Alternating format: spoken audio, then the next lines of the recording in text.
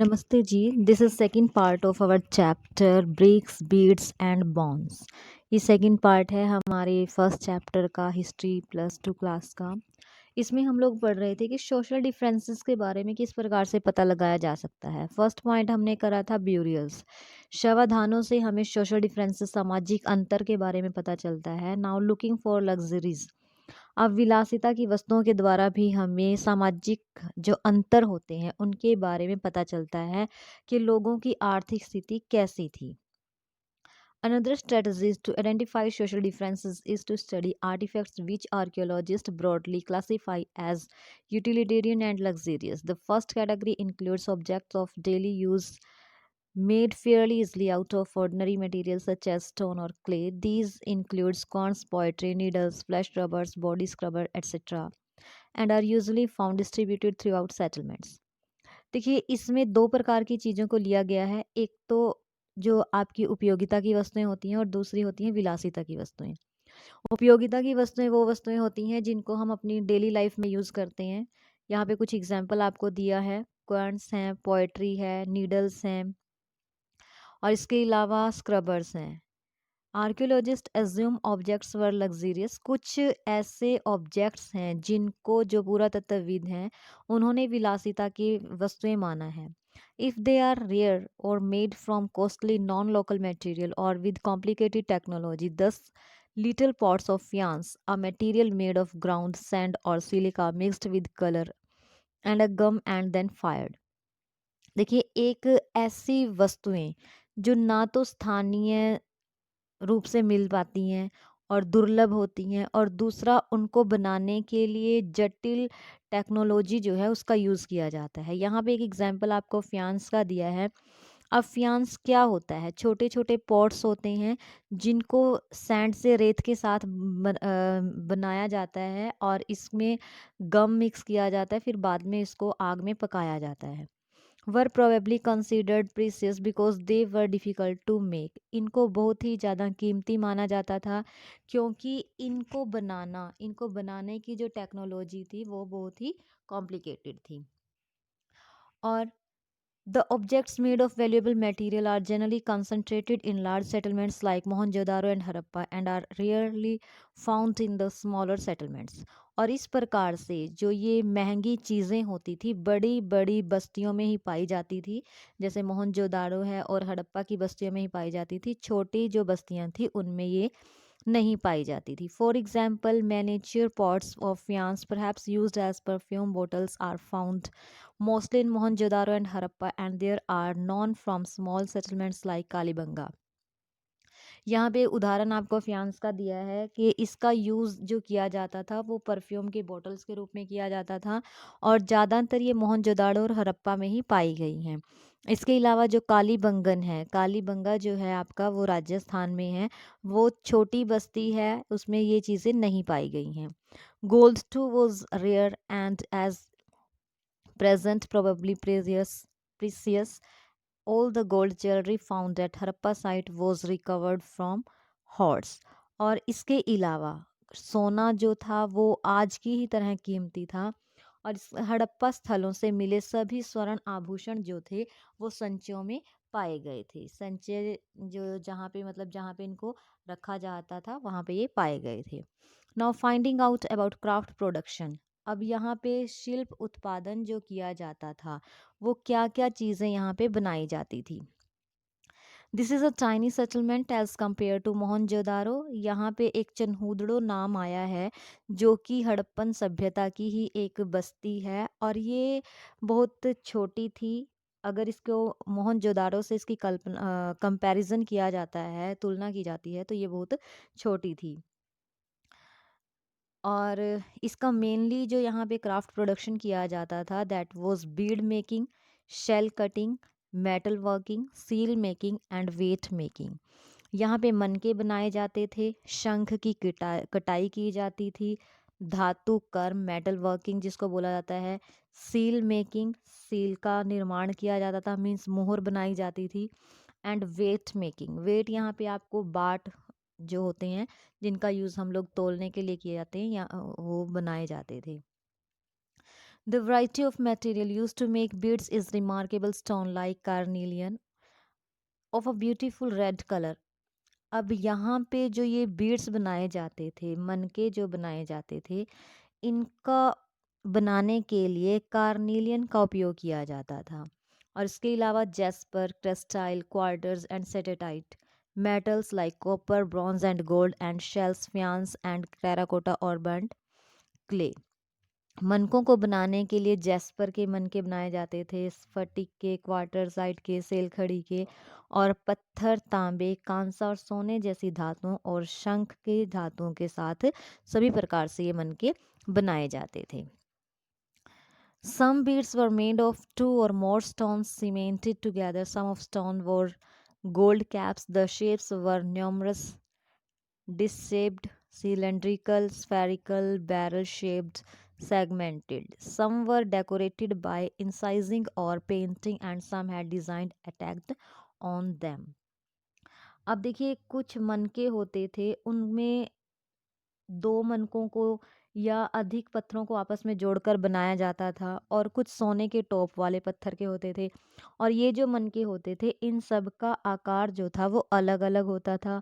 कुछ चक्राकार होते थे, बेलनाकार होते थे, गोलाकार होते थे, ढोलाकार होते थे। और इसके अलावा techniques for making beads differed according to material. अब जैसे जैसे ये मटेरियल जो बनाया जाता था, उनको बनाने के लिए जो टेक्निक होती थी वो भी अलग अलग टेक्निक यूज़ की जाती थी।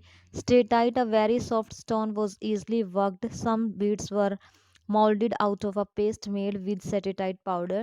This permitted making a variety of shapes, unlike the geometrical forms made out of harder stones.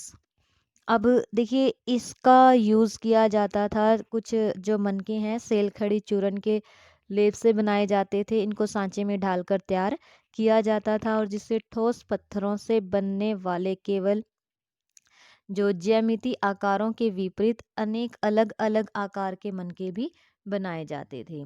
Nageshwar and Balakot are near the coast. These were specialized center of making shell objects including bangles, ladles and inlay, which were taken to other settlements. Similarly, it is likely that finished products such as beads from Chunhadaro and Lothal were taken to a large urban center such as Mohenjo-daro and Harappa. आप देखिए नागेश्वर और जो बालाकोट हैं, वो दोनों ही जो बस्तियां हैं समुद्र तट के समीप बसी हुई हैं, और ये शंख से बनी वस्तुएं जिनमें चूड़ियाँ, करछियाँ और पछीकारी की वस्तुएं शामिल होती हैं। यहाँ से जो सामान तैयार किया जाता है मीन्स चनहूदड़ो से और लोथल से, वो मोहनजोदाड़ो और हड़प्पा जैसे बड़े बड़े शहरी केंद्रों की ओर पहुँचाया जाता है। नाउ नेक्स्ट इज जो हमारा ये है आइडेंटिफाइंग सेंटर्स ऑफ प्रोडक्शन। उत्पादन केंद्रों की पहचान कैसे की जाती थी। In order to identify of craft production, archaeologists usually look of a following raw materials such as stone, noodles, with whole shells, copper, or tools, unfinished objects, rejects, and waste material. In fact, waste in one or the best indicators of craft work. For instance, if shell or stone is cut to make objects, then pieces of this material will be discarded as waste at the place of production. देखिए अब उत्पादन केंद्रों की पहचान कैसे की जाती थी। मान लीजिए कोई भी प्रोडक्शन किया गया है, तो वहाँ पे उससे रिलेटेड जो रॉ मटेरियल बचता था, जो पीसेस उस चीज़ के बचते थे, जैसे कूड़ा करकट वगैरह और जो बची हुई चीज़ें थी, उनके द्वारा ये आइडिया लगाया जाता था कि वहाँ पे किस चीज़ का निर्माण किया जाता है। तो इस प्रकार से हमें ये प्रोडक्शन के स्पेसिस के बारे में पता चलता था। Now material from the sub continent and beyond.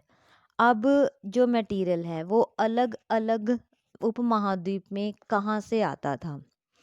The Harappan procured material from craft production in various ways. For instance, they established settlements such as Nageshwar and Balakot in areas where shells was available.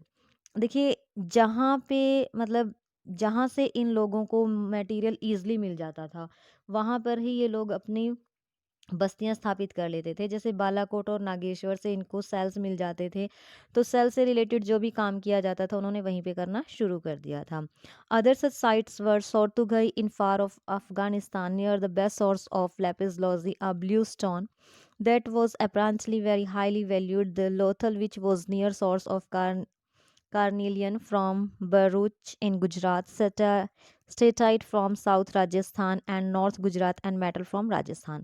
तो इसी प्रकार से इनको और कई क्षेत्र बताए हैं, जैसे शोरतुगई है जो कि अफगानिस्तान में है, यहाँ पे इन्हें लैपिस लॉजी नाम का एक ब्लू कलर का जो पत्थर होता है वो मिल जाता था, और लोथल से इन्हें कार्नेलियन मिल जाता था, और स्टेटाइट जो है वो गुजरात से मिलता था। इस प्रकार से ये लोग अपनी अपनी बस्तियां ऐसे ही रिसोर्सेज के आसपास बना लेते थे जहाँ पे इनको ये सारी की सारी चीज़ें आसानी से मिल जाती थी। Another strategy for procuring raw material many have been to send expedition to areas such as the Khetri, Rajasthan for copper। अब ये लोग क्या करते थे, अपने अपने अभियान भेजते थे। तो यहाँ पे क्या होता था, जैसे इनको राजस्थान जो कि खेतरी से जो कि राजस्थान में है, यहाँ से इनको कॉपर मिल जाता था, और साउथ इंडिया से मीन्स दक्षिण भारत से इनको सोने की प्राप्ति हो जाती थी। This expeditions established communication with local communities. और ये जो अभियान भेजे जाते थे, ये जो लोकल कम्युनिटीज़ होते थे, स्थानीय जो समुदाय होते थे, उनके पास मैसेज भेजे जाते थे। Occasional finds of Harappan artifacts such as the statite micro beads in these areas are indication of such contact। और इन्हीं एरिया में हरप्पन आर्टिफैक्ट्स के मतलब ये सेटेटाइट जो है, इसके कुछ छोटे छोटे बीड्स मिले हैं जिससे इनके अभियानों के बारे में पता चलता है। There is evidence in the Khetri area of what archaeologist call the Ganeshwar Jodhpur culture with its distinctive non Harappan poetry and unusual wealth of copper objects. अब यहाँ की जो आर्कियोलॉजिस्ट ने इसे गणेश्वर जोधपुर संस्कृति का नाम भी दिया गया है यहाँ पे इसको। Now contacts with distance land. अब इन लोगों के दूर के क्षेत्रों से संपर्क थे। Recent archaeological finds suggest that copper was also probably brought from Oman on the south eastern tip of the Arabian peninsula. अब देखिए आर्कियोलॉजिस्ट जो हैं, पुरातात्विक जो हैं, उन्होंने ये सजेशन दिया है कि तांबा जो है वो ओमान से लाया जाता था, ओमान से लाया जाता था जो कि अरब प्रायद्वीप के दक्षिणी पश्चिम छोर पर स्थित था। Chemical analysis has shown that both the Omani copper and Harappan artifacts have tracks of nickel suggesting a common origin। अब देखिए यहाँ पे ओमानी तांबा और हड़प्पाई पुरावस्तुएं दोनों में जो निकल होता है उसके अंश मिले हैं, और जो दोनों के साझा उद्भव की ओर संकेत करते हैं। इट मीन्स ये है कि ये पता चलता है कि दोनों ही जगह से जो कॉपर मिला है वो उनकी उत्पत्ति एक ही जगह से हुई है। There are other tracks of contact as well. A distinctive type of vessel, a large Harappan jar coated with a thick layer of black clay, have been found at Omani sites। अब आपको ये एक jar दिखाई दे रहा है black colour में यहाँ पे, जो कि ओमानी साइड से मिला है, और इसके ऊपर काली मिट्टी की परत चढ़ाई गई है। Such thick coating prevent the percolation of liquids. और इससे क्या होता था कि जो इसके अंदर लिक्विड डाला जाता था, तरल पदार्थ डाला जाता था, वो बाहर नहीं निकल पाता था। We do not know what was carried in these vessels, but it is possible that the Harappan exchanged the contents of these vessels for Omani copper। और इससे ये पता लगता है कि हड़प्पा सभ्यता के लोग इसमें रखे सामान का ओमानी तांबे से विनिमय करते थे। मतलब जो ओमान से सामान आता था उसका लेन देन इसके जरिए किया जाता था। Mesopotamia text datable to the 3rd millennium BCE refer to copper coming from a region called Megan, perhaps a name from the। अब देखिए यहाँ पे इन्होंने क्या कहा है, अब इनके दूर दूर तक कॉन्टैक्ट्स थे, और मेसोपोटामिया में एक मेगान है। मेगान जो नाम है वो ओमान के लिए ही यूज़ किया गया है, ठीक है, जहाँ से ये लोग तांबा आता था यहाँ पे।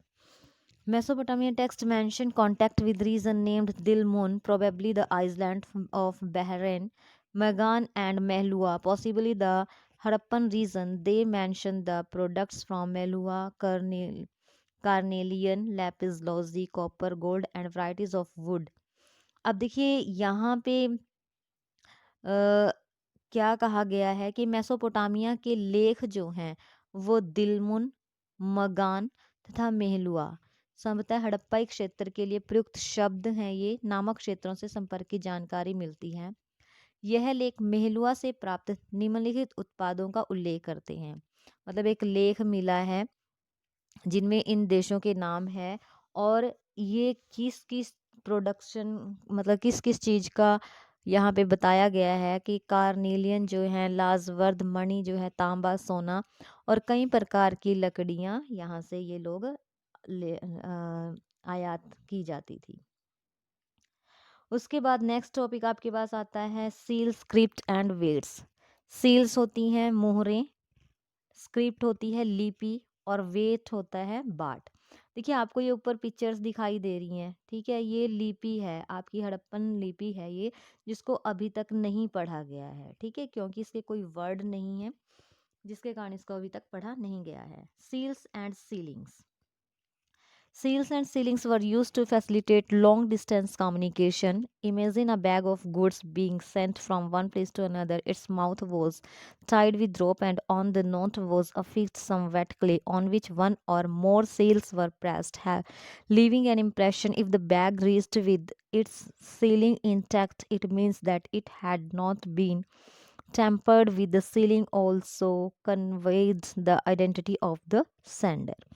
देखिए इसमें क्या होता था सील में और मुद्रांकन जिसको कहा जाता है, एक जैसे हम लोग लेटर्स के ऊपर सील्स लगाई जाती हैं, ठीक है, तो पुराने टाइम में क्या होता था, कोई भी मटेरियल अगर एक जगह से दूसरी जगह पर भेजना है तो उसको सामान को एक थैले में भरा जाता था और थैले के मुंह के ऊपर रस्सी से उसको बांध दिया जाता था और जहाँ पे गांठ लगाई जाती थी उसको थोड़ी गीली मिट्टी जमा करके उसके मुंह पर लगा दिया जाता था, जिससे मिट्टी पर मोहरों की छाप पड़ जाती थी। और यदि इस थैले को मतलब जिस जगह पर पहुंचना है वहां पहुंचाने से पहले अगर ये मिट्टी कहीं से भी टूटी फूटी होती थी तो इट मीन्स ये होता था कि इसके साथ कोई ना कोई छेड़खानी की गई है।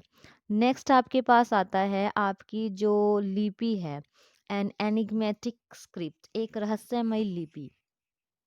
देखिए हड़प्पन सिविलाइजेशन जो है वो अभी तक पढ़ी नहीं गई है। इसका मेन रीज़न यही है क्योंकि मोस्टली जो इसके जो वर्ड्स हैं वो पिक्टोरियल हैं और 26 साइन है इसमें। And although the script remains undeciphered, अभी तक इसको पढ़ा नहीं गया है। और इसके जो साइन हैं वो 375 से लेकर के 400 के बीच में है। It is apparent that the script was written from right to left, और इससे ये पता चलता है कि ये जो स्क्रिप्ट है इसको राइट टू लेफ्ट लिखा जाता है। अब काफ़ी सारी चीज़ें हैं विच consider the variety of objects on which writing has been found: seals, copper tools, reams of jar, copper and terracotta tables, jewelry, bones, rods, even an ancient signboard. Remember, there may have been writing on perishable material too. Could this mean that literally was widespread? अब देखिए ये काफ़ी सारी वस्तुएं देखने को मिलती हैं जिनके ऊपर ये लिखावट लिखी गई थी। मोहरें हैं, तांबे के बर्तन, मर्तबान के तांबे और मिट्टी की लघु पट्टिकाएं, आभूषण, अस्थि छड़ें आदि जिनके ऊपर ये लिखी गई थी। परंतु अब कुछ ऐसी चीज़ें भी थी जो कि नष्ट होने वाली थी जिनके ऊपर भी इनको लिखा गया था। और क्या साक्षरता व्यापक थी इसके बारे में भी कुछ नहीं कहा जा सकता। नाउ नेक्स्ट आप हमारे पास आता है वेट्स। वेट्स का मीन्स होता है बाट, कि किस प्रकार से ये लोग जो हैं अपना तोलने का जो इनका सिस्टम था वो कैसा था। Exchanges were regulated by a precise system of weight, usually made of stone, called chart and generally cubical, with no marking. देखिए अब जो ये लोग चर्ट नाम के पत्थर का उपयोग करते थे वो लिखने के लिए, तौलने के लिए। और मेनली जो ये चर्ट पत्थर होता था ये घनाकार होते थे। And lower domination of weights were binary. अब जो इनका नीचे वाला जो बाट का नीचे जो हिस्सा होता था वो द्विधारी होता था, while the higher denomination followed the decimal system. और जो ऊपरी मानदंड होता था वो दशमलव प्रणाली का अनुसरण करता था। The smaller weights were probably used for weighing jewelry and beads. Metal scale pens have also been found. अब जो छोटे बाट होते थे उनका उपयोग आभूषण और मनकों को तोलने के लिए किया जाता था, और धातु से बने तराजू के पलड़े भी पाए गए हैं। अब आगे इन्होंने क्या कहा है, एंशियंट अथॉरिटी मीन्स प्राचीन सत्ता। There are indication of complex decision being taken and implemented in Harappan society. Take for instance the extraordinary uniformity of Harappan artifact as evident in poetry, sails, weights and breaks. Notably, breaks thou obviously not produced in any single center were a uniform ratio throughout the region from Jammu to Gujarat. We have also seen that settlements were strategically set up in specific location for various reasons. देखिए अब प्राचीन सत्ता में क्या था, यहाँ पे ज़्यादातर जो निर्णय लिए जाते थे, जटिल फैसले लिए जाते थे और उनको पूरा किया जाता था। और मेनली जो काम किए जाते थे वो सिमिलर होते थे, एक रूपता उनमें होती थी, जैसे मोहरे बनाना ईंटों ईंटों से, और बाट जो थे वो सेम बनाए जाते थे। और ईंटें जो हैं जिनका उत्पादन किसी एक केंद्र पर नहीं होता था, ये जम्मू से लेकर गुजरात तक पूरे क्षेत्र में समान अनुपात की ही ईंटों का उपयोग किया जाता था। तो अब क्वेश्चन ये आता है कि क्या ये किसी व्यक्ति के द्वारा इनको संगठित किया जाता था, कोई व्यक्ति है जो ये सारे के सारे काम करता था। Now palaces and Kings, palaces means महल और राजा। A large building found at Mohenjo-daro was labeled as a palace by archaeologists, but no spectacular finds were associated with it. देखिए अब यहाँ पे एक बड़ा महल मिला है और इससे रिलेटेड और कोई दूसरी बिल्डिंग ऐसी नहीं मिली है। और a stone statue was labeled and continues to be known as the priest king। और यहाँ पे एक पत्थर की मूर्ति मिली है जिसको प्रिस्ट किंग कहा गया है, मीन्स इसको पुरोहित राजा कहा गया है। This is because archaeologist were familiar with Mesopotamian history and its priest king have found parallel in the Indus region. और ये नाम इस वजह से दिया गया है क्योंकि पुरातत्वविद जो हैं वो मेसोपोटामिया की हिस्ट्री के बारे में जानते थे, और वहाँ से भी ऐसी ही कुछ मूर्तियाँ मिली हैं जिनको उन्होंने यही नाम दिया है, पुरोहित राजा का नाम उन्होंने दिया है। Some archaeologists are of the opinion that Harappan society had no rulers and that everybody enjoyed equal status. Other feels there was no single ruler but several, that Mohenjo-daro had a separate ruler, Harappa another, and so forth. Yet other argue that there was a single state given the similarity in artifacts, in evidence for planned settlement and standardized ratio of brick size and the establishment of settlement near resources of raw material। अब देखिए कुछ archaeologist जो हैं, कुछ पुरातत्वविद तो ये मानते हैं कि यहाँ पे काफ़ी सारे राजा हैं, और कुछ का मानना ये है कि यहाँ पे कोई भी राजा नहीं है। तो लोगों के बीच में इस बात को लेकर काफ़ी कन्फ्यूज़न है कि राजा थे या नहीं थे। बट जो इन्होंने जो भी चीज़ें बनाई हैं, जैसे ब्रिक्स हैं, बाट हैं, सबका जो साइज़ लिया गया है वो सेम है, एक ही है, जिसको देख कर के ये लगता है कि इट इज़ प्लान्ड, कि किसी व्यक्ति ने इसको सोच समझ कर इसका निर्माण किया गया है। Now the end of the civilization. There is evidence that by 1800 BCE, most of the mature Harappan sites in regions such as Cholistan had been abandoned. अब देखिए 1800 में ईसा पूर्व तक चोलिस्तान जैसे क्षेत्रों में अधिकांश विकसित हड़प्पा स्थानों को त्याग दिया गया था। Simultaneously, there was an expansion of population into new settlements in Gujarat, Haryana and Western Uttar Pradesh। और तभी नई नई सेटलमेंट्स हुई जो हैं गुजरात में, हरियाणा और पश्चिम उत्तर प्रदेश की नई नई बस्तियों में आबादी जो थी वो बहुत ज़्यादा बढ़ गई थी।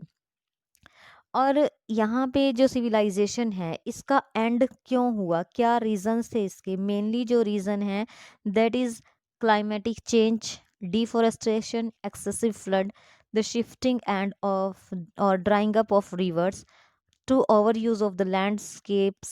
Some of these causes may hold for certain settlement, but they do not explain the collapse of the entire civilization. अब देखिए ज़्यादातर जो बातें हैं, रीज़न है इस सभ्यता के अंत के, उनमें जलवायु परिवर्तन, वनों की कटाई, अत्यधिक बाढ़ का आना, नदियों का सूख जाना या मार्ग बदल लेना तथा भूमि का ज़्यादा से ज़्यादा उपयोग करना इसके कारण बताए गए हैं। इनमें से कुछ कारण कुछ बस्तियों के संदर्भ में तो सही कहे जा सकते हैं, परंतु पूरी सभ्यता के लिए इन रीजंस को सही नहीं माना जा सकता। Now discovering the Harappa civilization. Harappan civilization का जो फाउंड है उसकी जो अ, खोज हुई है वो कैसे हुई थी? When Harappan cities fell into ruin, people gradually forgot all about them. When men and women began living in the area millennium later, they did not know what to make of the strange artifacts that occasionally surfaced, washed by floods or exposed by soil erosion or turned up while ploughing a field or digging or for a treasure. अब देखिए जब हड़प्पा सभ्यता के काफ़ी सारे शहर जो थे वो नष्ट हो गए थे धीरे धीरे, उसके विषय में लोग जो थे वो भूल गए थे। अब लोगों ने इस क्षेत्र में सहस्त्राब्दियों बाद रहना आरंभ किया। तब वे यह नहीं समझ पाए कि बाढ़ या मिट्टी के कटाव के कारण या खेत की जुताई के समय या फिर खजानों के लिए खुदाई के समय यदा कदा धरती की सतह पर आने वाली अपरिचित पूरा वस्तुओं का क्या अर्थ लगाया जाए। मतलब उन लोगों को इस बारे में कोई भी इंफॉर्मेशन नहीं थी। A site like Harappa, which was not part of the itinerary of the Chinese pilgrim and was not known as early historic city, did not fit every neatly within his framework for investigations. So although Harappan artifacts were found fairly often during the 19th century and some of these reached Cunningham, he did not realize how old these were. A Harappan seal was given to Cunningham by an Englishman. He noted the object but unsuccessfully tried to place it within the time frame with which he was familiar. This was because he, like many other, thought that Indian history began with the first city in the Ganga Valley. Given his specific focus, it is not surprising that he missed the significance of Harappa. देखिए हड़प्पा जो है जैसा पूरा स्थल जो चीनी तीर्थयात्रियों के यात्रा कार्यक्रम का हिस्सा नहीं था और एक आरंभिक ऐतिहासिक शहर नहीं था, कनिंघम के अन्वेषण के ढांचे से ये उपयुक्त नहीं बैठा था। देखिए अब 19 सेंचुरी में हड़प्पाई जो पूरा वस्तुएं मिली उनसे कनिंघम तक वो पहुंची तो जरूर थी, परंतु कनिंघम उन सब चीज़ों को समझने में सक्सेसफुल नहीं हो पाया था। मतलब उसको उसके टाइमिंग के बारे में नॉलेज नहीं थी जो कनिंघम था। A new old civilization. A new old civilization एक नई और पुरानी सभ्यता।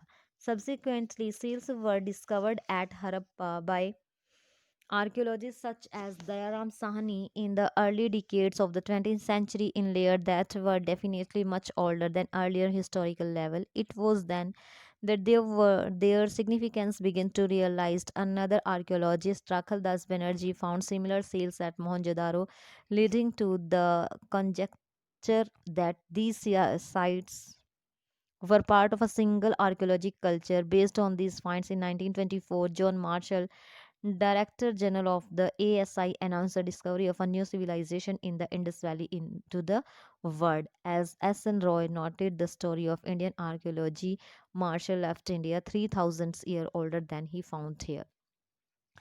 देखिए यहाँ पे अब जो 20th सेंचुरी के आरंभिक दशकों में दयाराम साहनी जैसे पुरातत्वविदों ने हड़प्पा में मोहरें खोज निकाली जो निश्चित रूप से आरंभिक ऐतिहासिक स्तरों से कहीं अधिक प्राचीन स्तरों से संबंधित थी और अब इनके महत्व को समझा जाने लगा था। एक और पुरातत्वविद हुए हैं राखलदास बनर्जी। उन्हें जो मोहर मिली वो हड़प्पा से मिली मोहरों के ही समान थी, और इन्हीं खोजों के आधार पर यहाँ पे 1924 में भारतीय पुरातात्विक सर्वेक्षण के डायरेक्टर जनरल मार्शल ने पूरे विश्व के सामने सिंधु घाटी सभ्यता में एक नवीन सभ्यता की खोज की घोषणा की।